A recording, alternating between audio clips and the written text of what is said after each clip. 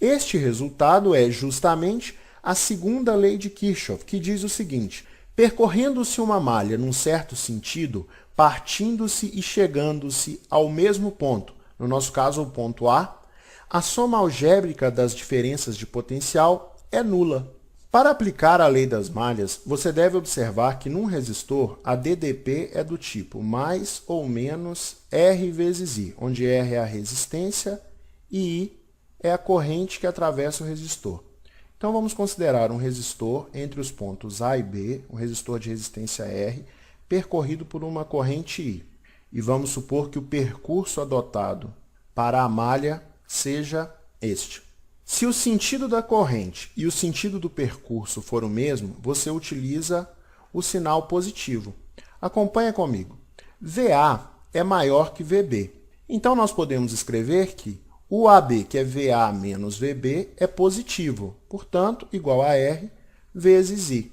Se, por outro lado, o sentido adotado no percurso da malha for contrário ao sentido da corrente, você tem que o BA é menor do que zero. Então, você usa o sinal negativo e fica o BA igual a menos R vezes I.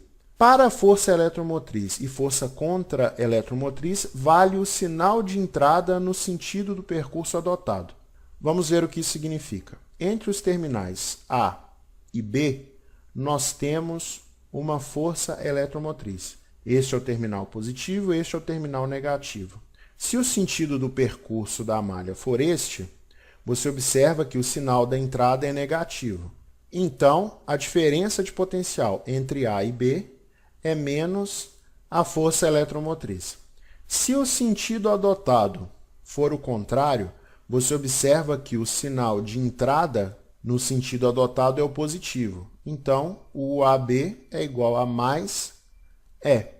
Agora sim, nós podemos determinar as equações das malhas. Então, vamos começar pelo ponto A. O sentido adotado para percorrer a malha é o sentido horário. E no resistor R1, você observa que a corrente e o percurso têm o mesmo sentido.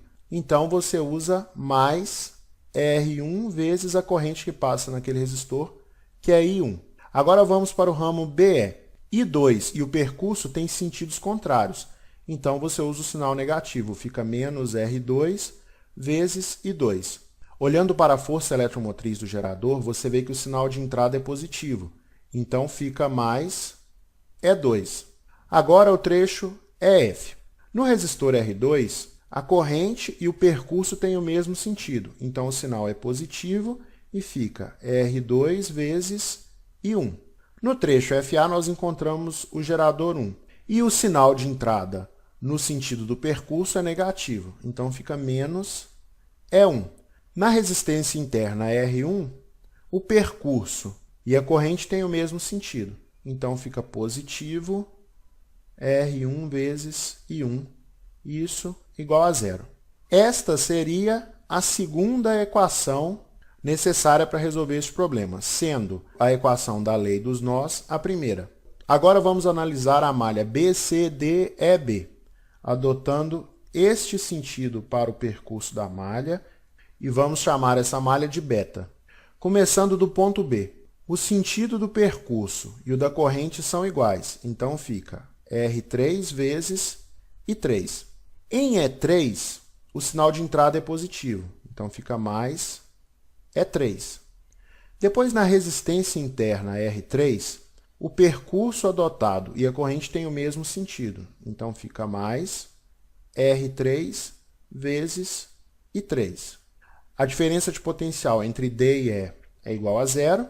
E agora, passando por E2, o sinal de entrada é negativo. Então, fica menos E2. E passando por R2, o percurso e a corrente têm o mesmo sentido. Então, fica mais R2 e 2. Chegando em B, isso é igual a zero. Esta é a terceira equação.